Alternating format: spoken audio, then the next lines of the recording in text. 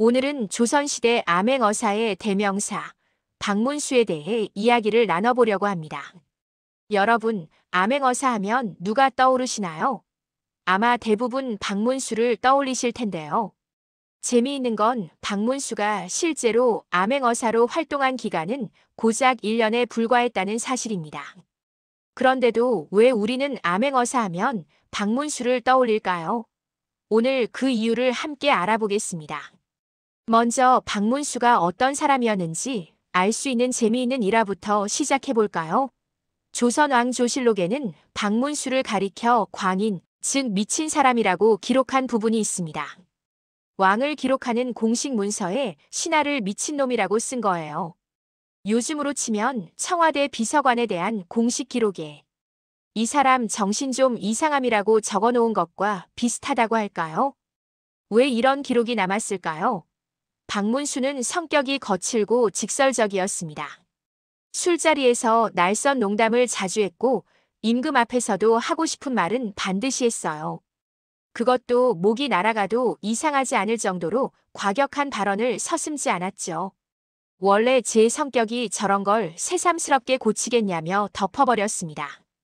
요즘으로 치면 대통령이 직언하는 참모를 극진히 보호해주는 것과 비슷하죠. 한 번은 경연 자리에서 이런 말을 했습니다. 임금은 부모고 백성은 아들이라면서요. 아들이 아버지 얼굴 좀 본다고 세상 뒤집어집니까? 코 쳐박고 아부 떠는 것보다 우리 얼굴 좀 보고 이야기하시죠. 경연이 뭐냐면요. 임금과 신하들이 함께 공부하고 토론하는 자리인데 엄청나게 격식이 중요한 곳이었어요. 문 닫는 걸 깜빡했다는 이유만으로도 심할서를 써야 했던 그런 자리였거든요. 그런데 박문수는 임금더러 고개 좀 들고 우리 얼굴 보라고 한 겁니다. 더 놀라운 건 영조가 이런 박문수를 감쌌다는 거예요. 다른 신하들이 박문수의 버릇없는 행동을 문제 삼으면 박문수가 아니면 누가 저렇게 바른 말 하겠냐. 실록에는 박문수가 임금인 영조와 탑전에서 언성을 높이며 언쟁을 벌였다는 기록도 있습니다. 한 번은 호조 판서였던 박문수가 어영대장에게 어영청에서 꿔간 군량미를 갚으라고 독촉했어요. 어영대장도 만만치 않게 논리로 반박했고 임금 앞에서 두 사람이 첨예하게 싸웠습니다. 이때도 영조는 박문수의 편을 들어줬어요. 박문수는 왕과의 독대도 자주 했다고 합니다. 군신 관계를 떠나서 거의 친구처럼 지내는 사이였어요.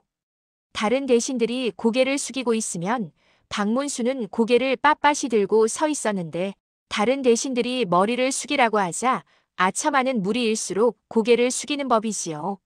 라고 말했다고 합니다. 그러자 영조는 박문수처럼 얼굴을 들고 왕과 마주볼 수 있도록 제도를 개선하기까지 했어요. 박문수는 영조에게 300년 종사가 망하게 생겼다. 전하께서 진정 사람된 도리를 다했다고 말씀하실 수 있냐는 등 거침없는 언동을 일삼았습니다. 요즘 같으면 대통령한테 이러다 나라 망합니다. 대통령으로서 부끄럽지 않으십니까? 라고 정면으로 따지는 것과 비슷하죠. 그런데도 영조가 박문수를 아낀 이유는 뭘까요? 영조는 이런 신하가 필요했기 때문입니다. 상당히 예민하고 신경질적인 성격의 영조도 박문수의 거친 언행에는 의외로 너그럽게 대하며 신뢰를 보냈어요.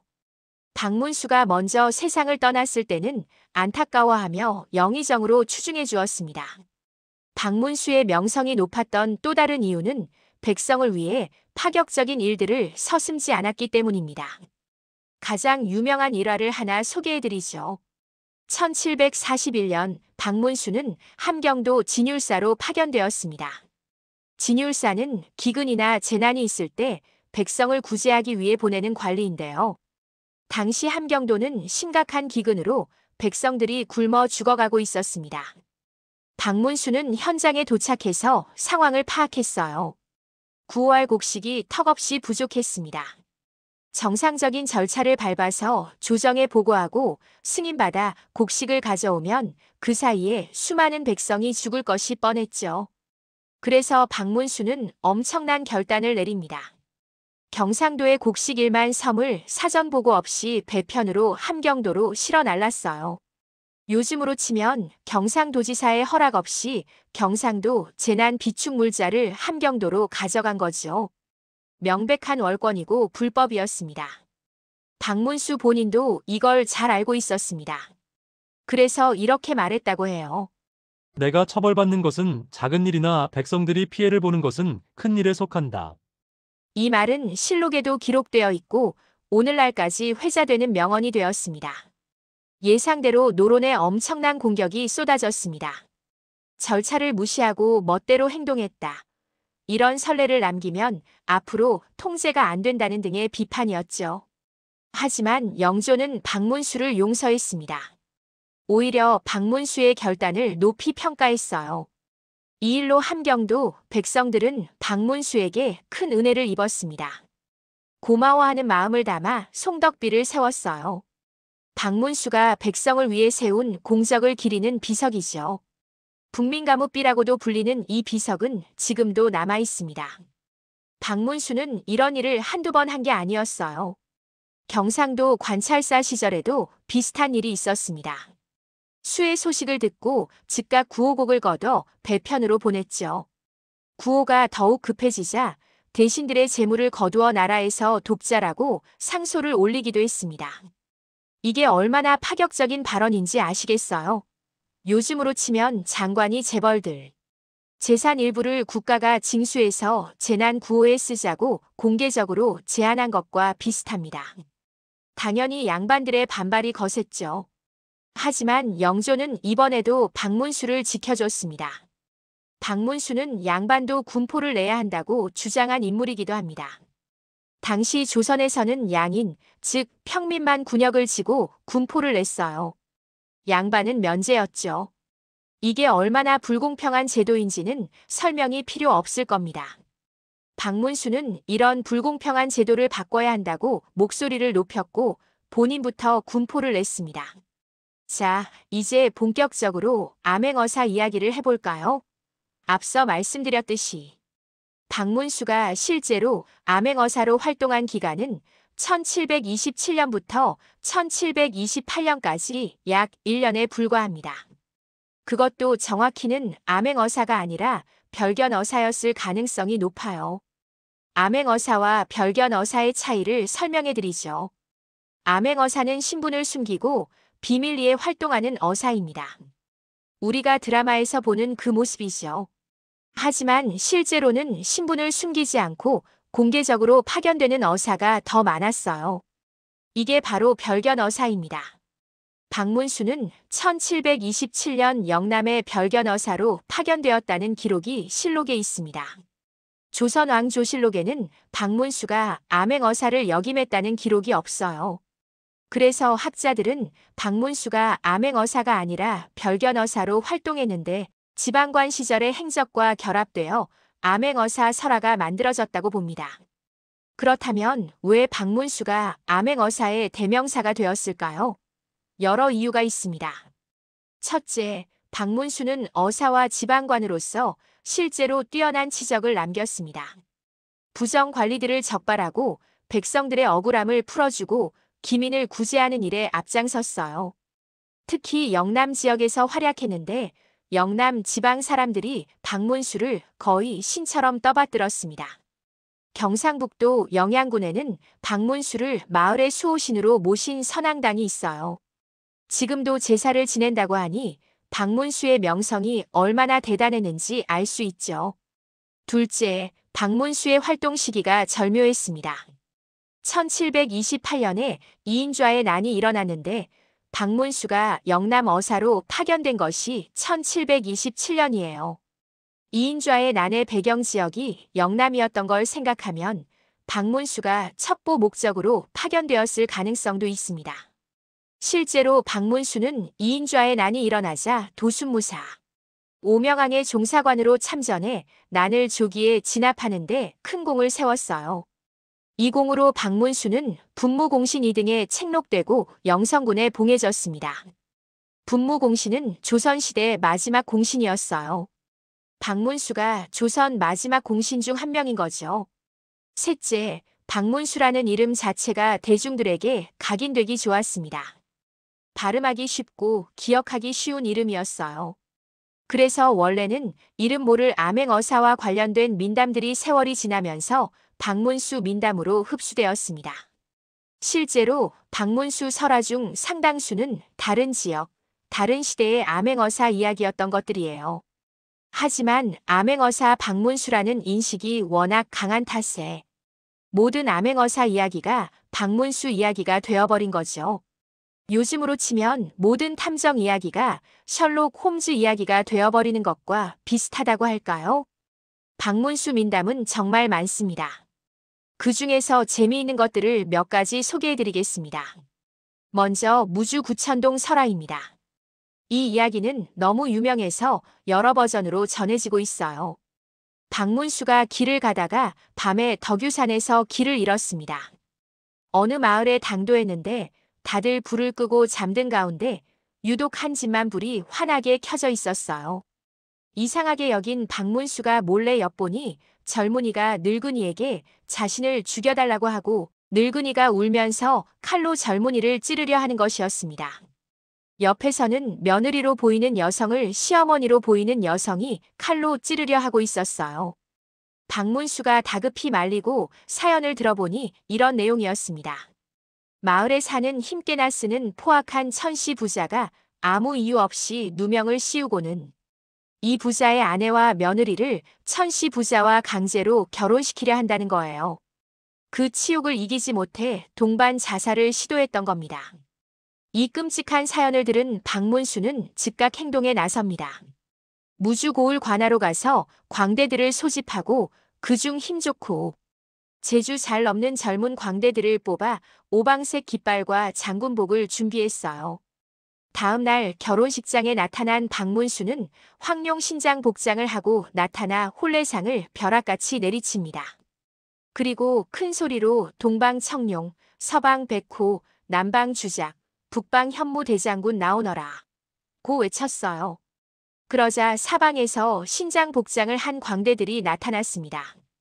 박문수는 다시 큰 소리로 나는 중앙 황룡 대장군이다. 옥황상제의 명을 받들어 이 자리에 왔노라. 사악한 신랑 두 놈을 잡아가라. 고 호령했습니다. 광대들이 천씨 부자를 끌고 나갔고 구천동 밖 30리쯤에 있는 산골에서 박문수는 천씨 부자가 저지른 죄를 낱낱이 논한 후 처형했다고 합니다. 10년 후 박문수가 다시 구천동에 갔더니 생전 처음 보는 큰 기와집이 있었어요. 10년 전 괴롭힘 당하던 부자의 집이었습니다. 그 일이 있은 후 하늘이 그 덕을 아는 집이라 하여 마을 사람들의 존경을 받고 가세가 번창했다는 거예요. 구천동 주민들도 선행을 하여 구천동이 존경받는 고을이 되었다고 합니다. 이 이야기에서 재미있는 건 박문수가 자신이 한 일이라고 밝히지 않았다는 거예요. 나중에 영조가 이 사실을 알고 왜 자신이 했다고 말하지 않았냐고 묻자 박문수는 그러면 그 노인은 더 이상 착하게 살지 않을 것이며 구천동 사람들은 다시 악행을 저지를 것이라고 답했다고 합니다. 영조는 박문수의 지혜에 감탄했다고 해요. 또 다른 유명한 이야기는 금패령 설화입니다. 박문수가 고개를 넘다가 배고픔에 지쳐 쓰러졌어요. 그때 한 여인이 쓰러진 박문수를 발견했는데 주위에 먹을 것이 없자 자신의 젖을 먹여 살렸습니다. 이 여인은 출산한 지 얼마 되지 않아 아이에게 줄 젖이 나오고 있었거든요. 그런데 이 광경을 본 다른 아낙네들이 여인의 남편에게 일러 바쳤습니다. 화가 난 남편이 박문수와 아내를 때리기 시작했는데 그 순간 박문수가 마패를 내밀었어요. 남편은 얼굴이 하얗게 질려 용서를 빌었죠. 박문수는 남편을 꾸짖은 다음 다시 길을 갔습니다. 나중에 박문수는 자신을 살려준 여인에게 상으로 논밭 50마지기를 주었어요. 재미있는 건 이 논밭을 남편이 아니라 아내의 재산으로 준 겁니다. 남편이 아내를 핍박하지 못하게 하려는 의도였죠. 이후 그 고개는 마패를 가진 사람이 가서는 안 될 고개라는 뜻으로 금패령이라 불리게 되었다고 합니다. 박문수 민담 중에는 탐정 이야기도 많습니다. 명탐정처럼 사건을 해결하는 이야기들이에요. 한 이야기를 소개하죠. 박문수가 길을 가다가 어떤 마을에서 사기꾼 승려 이야기를 들었습니다. 이 승려는 불붙은 장작 위에서도 순간이동으로 위기를 빠져나오며 그 법력으로 사람들의 병을 고쳐준다고 했어요. 박문수는 뭔가 석연찮은 느낌이 들어 그 승려의 공연을 보러 갔습니다. 그런데 그날은 법력이 모자랐는지 승려가 불에 타 죽고 말았어요. 박문수는 즉시 이 스님은 사기꾼입니다라고 폭로하고 수법을 밝혔습니다. 장작더미 밑에 굴을 파놓고 불이 붙으면 그 굴로 들어가는 방식이었는데 누군가 입구를 막았기 때문에 실패한 거였죠. 요즘으로 치면 마술 트릭을 사용한 사기꾼이었던 겁니다. 박문수는 사건의 범인을 찾아내는데 왠지 사정이 있으리라 생각해 따로 불러 이유를 물었습니다. 범인은 자신의 딸이 어릴 때 병을 앓았는데 이 승려가 고쳐줬다고 했어요. 하지만 그 후 승려가 이를 빌미로 계속 재물을 요구했고 최근에는 딸의 혼사를 앞두고 재산의 반을 내놓으라고 협박했다는 겁니다. 참다 못한 범인이 승려의 굴입구를 막아 죽게 한 것이었어요. 사연을 들은 박문수는 범인을 용서하는 선처를 내렸다고 합니다. 또 다른 탐정 이야기도 있어요. 박문수가 의적을 잡으려 했는데 도적이 원악동에 번쩍 서해 번쩍해서 잡기 어려웠습니다. 고민 끝에 박문수는 자신을 한양에서 도적 잡으러 온 사람이라고 소문을 퍼뜨렸어요. 도적이 이 소문을 듣고 박문수에게 편지를 보내 비웃었습니다. 첫날에는 실제로 도적이 박문수의 짐을 털어 망신을 줬어요. 하지만 두 번째 날에는 미리 준비하고 있던 박문수에게 꼬리를 잡혔죠. 문제는 도적이 도망치다가 담을 넘어버려 놓치고 말았다는 겁니다. 담 너머에는 두 집이 있었는데 한 집 사람은 장님이었고 다른 집 사람은 귀머거리였어요. 박문수는 귀머거리가 귀를 촛농으로 막아놓은 것을 알아채고 잡았다고 합니다. 박문수 민담 중 가장 인상적인 이야기 하나를 소개하겠습니다. 신분제 사회였던 조선시대의 모순을 꼬집는 이야기예요. 박문수가 어느 부자 집에 신세를 지게 되었습니다. 주인은 박좌수라는 사람이었는데 사람들 앞에서 자기 조카가 그 유명한 박문수라고 자랑하고 다녔어요. 박문수는 이상하게 여겨 밤에 몰래 마패를 보이고 박좌수를 추궁했습니다. 박좌수는 자신의 정체를 밝혔는데 그는 원래 백정 출신이었어요. 조선시대의 백정은 사람 취급도 받지 못했습니다. 그런데 이 사람은 좌수 증명서까지 가지고 있었어요. 어떻게 된 일일까요? 박좌수는 백정일로 돈을 많이 벌었지만 길 가는 어린아이에게도 천대받는 게 억울했다고 합니다. 이 억울함을 알고 지내던 이방에게 호소했는데 이방이 꾀를 냈어요. 마침 새로운 수령에게 박 씨를 좌수로 추천한 겁니다. 당연히 양반들이 들고 일어나 좌수 자리는 취소되었지만 좌수 직첩 자체는 뺏기지 않았어요. 이 직첩을 가지고 다른 곳으로 이사해서 좌수를 지냈던 양반 행세를 할 수 있게 된 거죠. 하지만 시간이 지나면서 양반들이 의심하기 시작했고 박좌수는 유명한 박문수를 자기 조카라고 속인 것이었습니다. 이 이야기를 들은 박문수는 어떻게 했을까요?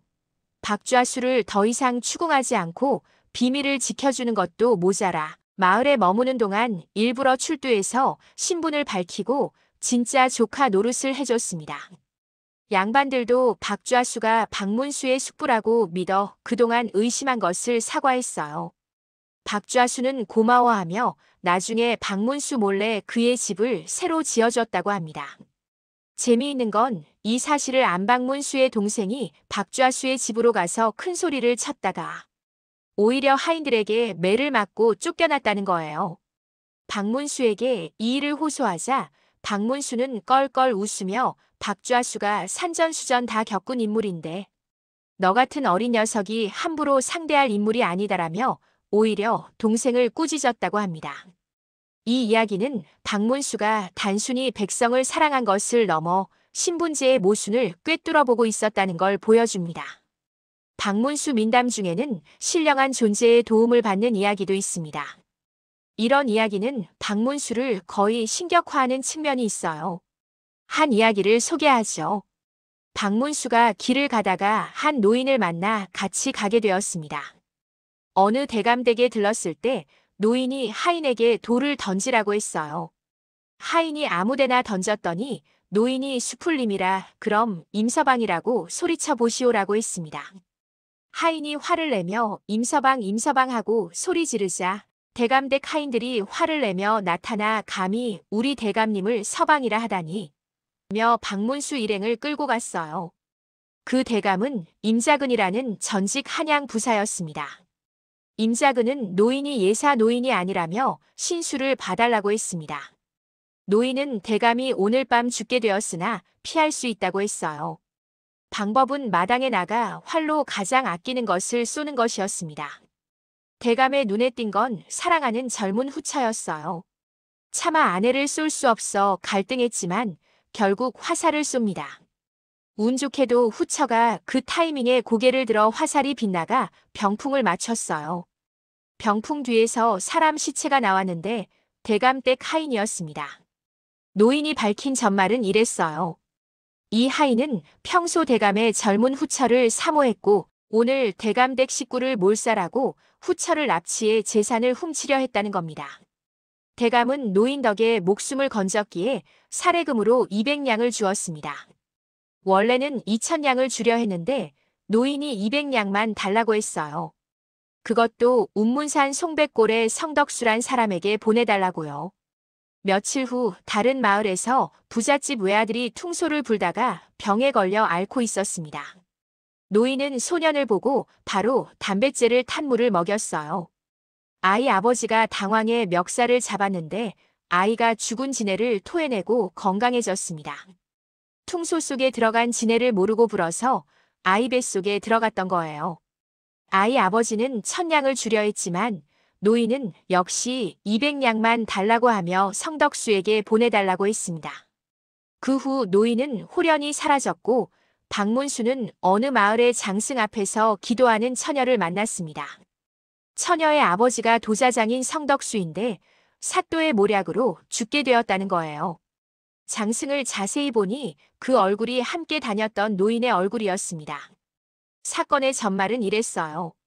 탐관 오리인 청도 군수가 성덕수의 딸을 첩으로 달라고 요구했는데 거절당하자 성덕수에게 도자를 만들라 한 뒤 하인을 시켜 훔쳐 누명을 씌운 겁니다.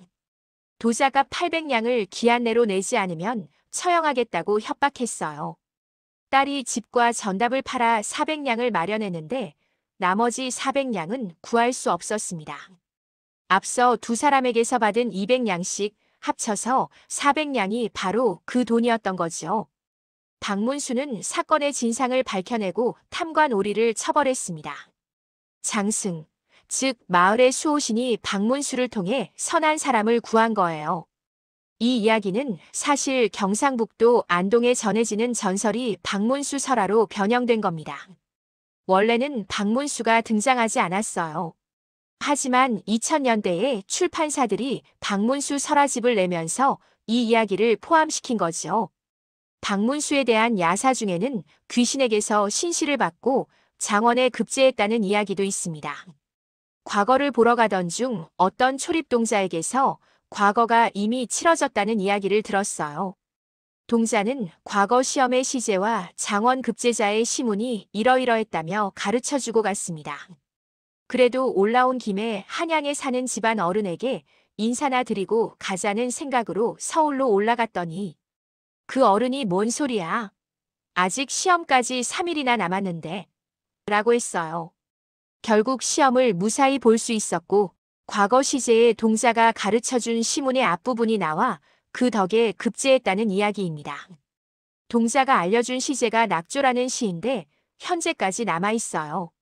지는 해는 푸른 산에 걸려 붉은 해를 토하고 찬 하늘에 가마귀가 흰 구름 사이로 사라진다로 시작하는 아름다운 시입니다. 일부 구전에서는 초립동이 마지막 구절은 생각이 안 난다고 하고 풀피리를 불며 가버렸는데 이 장면을 보고 박문수가 마지막 구절을 완성했다고 해요. 채점관들이 이는 귀신의 시다라고 하며 불합격시키려다가 마지막 구절만큼은 사람이 썼다고 하여 합격시켰다고도 합니다. 이어지는 구술에서는 초립동이 박문수가 억울한 죽음을 풀어준 꼬마 신랑이었다고 해요. 박문수가 과거 보러 가던 길에 어느 대가댁에 신세를 졌는데 그날 밤 누군가 월장하는 걸 목격했습니다. 급제 후 돌아오는 길에 다시 들렀더니 며느리와 애인이 신랑을 살해한 사건이었던 거예요. 살해당한 신랑이 원한을 풀어달라고 박문수의 급제를 도왔다는 이야기입니다. 현대 관점에서 보면 노력한 박문수의 인생을 귀신 로또로 따낸 것처럼 폄하하는 것 같지만 당시 시대상으로 이런 내용은 노력하는 사람은 귀신도 돕는다 정도의 의미였습니다. 왜 이랬을까요? 박문수는 소론이었고 당시 조정은 노론이 장악하고 있었습니다. 박문수의 관직 생활을 보면 정말 굴곡이 심합니다. 병조 판서까지 올랐다가 지방 관리로 좌천되고 다시 올라갔다가 또 좌천되는 일이 반복되었어요.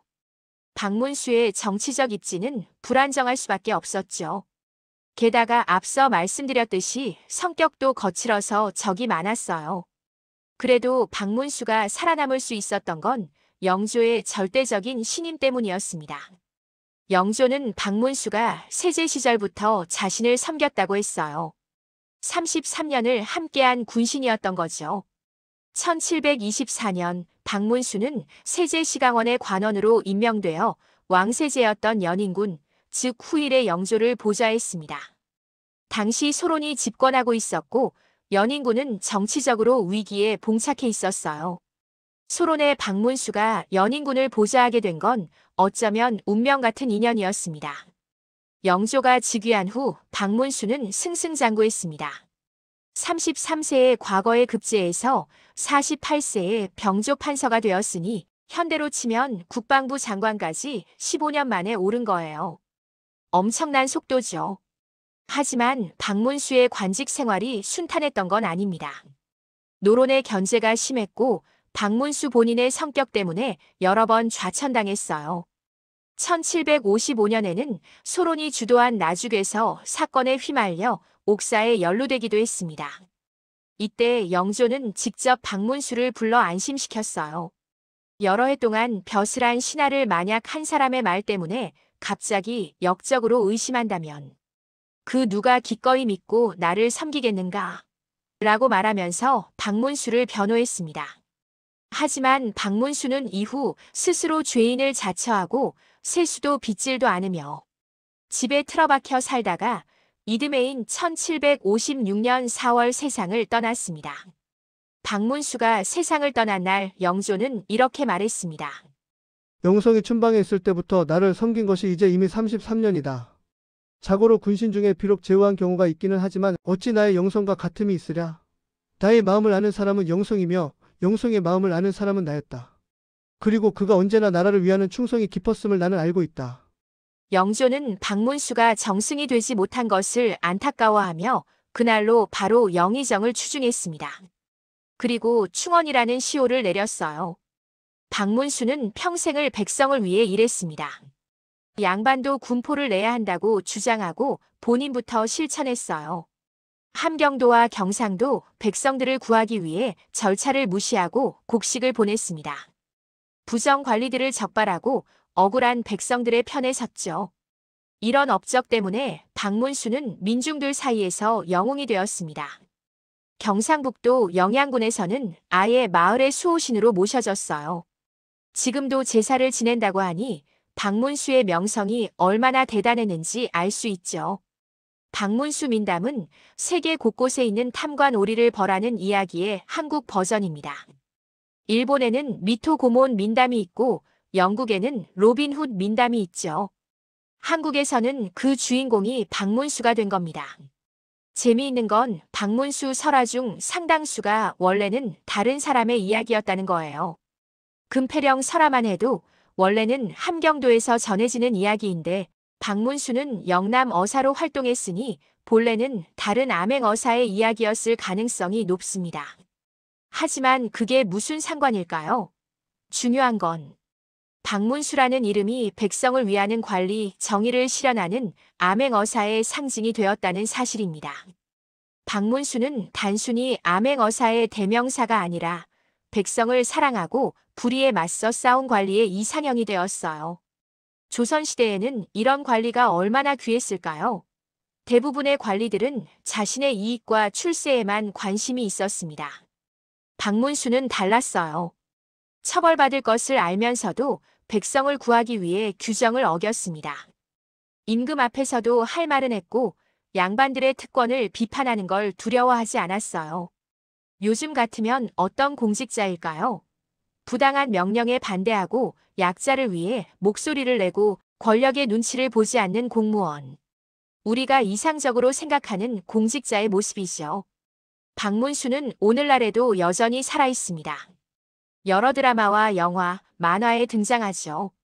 1997년 KBS 전설의 고향에도 나왔고 MBC에서는 박문수의 일대기를 다룬 드라마를 만들기도 했어요. 애니메이션 와이파이 한국인에서도 박문수가 등장합니다.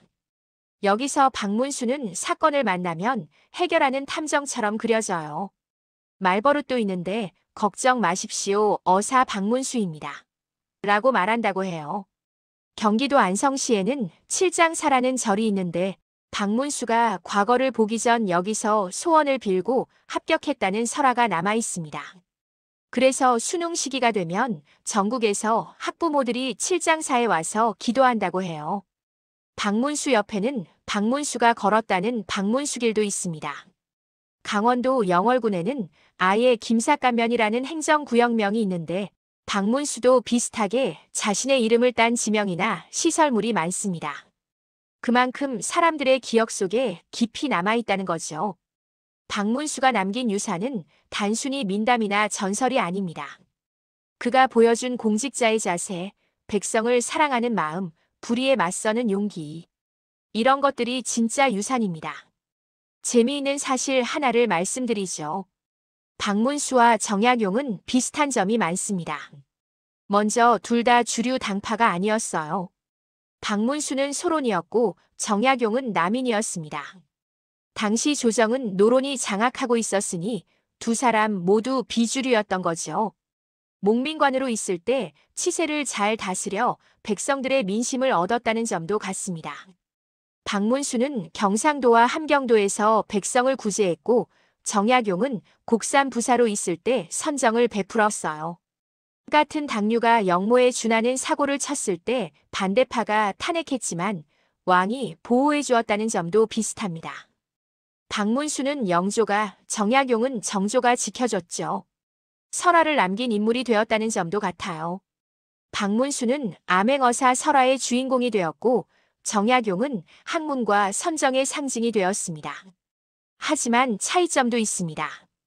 박문수는 중앙정계의 진출의 명신으로 이름을 날렸고 천수를 누렸어요.